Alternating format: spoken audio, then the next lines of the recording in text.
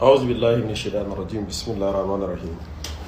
A sako kashi na biyu akwai akan wannan wanda wutar jahannama ta tabbata akan shi, wanda kuma take jira.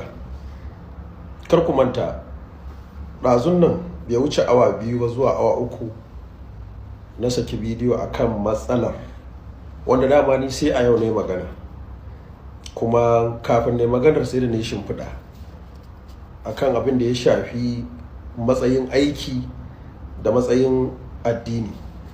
So mu mukan ɗaukaka addini ne akan kowane irin aiki. So alhamdulillah, daga wancan maganar da na yi ɗazun nan zuwa yanzu an samu challenge, an ɗan samu wasu, an ɗan kai ruwa rana, an girgiza gemu a yanzu nan, a yau ɗin da nake muku magana. Ko suna tunanin za su ɗan bubbugi zukatanmu ne mu samu karaya?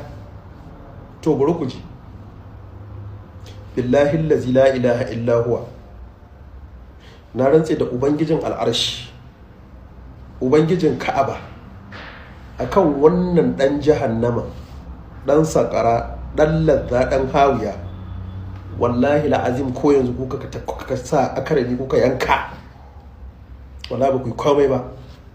To ni me ma na faɗa? Waɗanda suka yi maganganun da ya kamata ku ce wani abu, yanzu nan ba ko awa 3 ba a yi da wannan magana, har na samu kaza, har na samu kaza, na zamu kira kaza.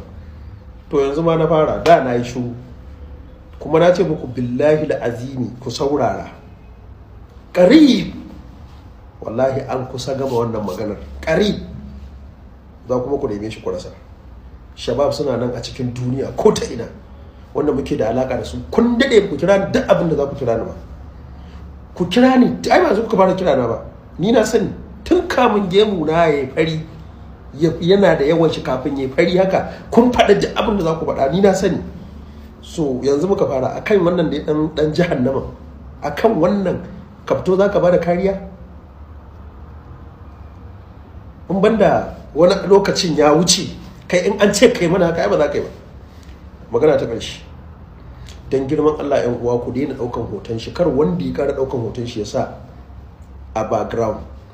In za a yi live ka a ƙara sa shi a background. Tallace mun sani ya karɓo, kuma ya tallata, kuma ya samu abin da yake so, kuma mun san wanda suka ba shi tallan, kuma billahi azimi duk barazanar ku ba za mu shiru ba. Dan ni ina ɗan kusa da gwamnati, shi yasa za ku fito ku yi wani. To yanzu ma na fara, da na yi shuru amma zan ci gaba.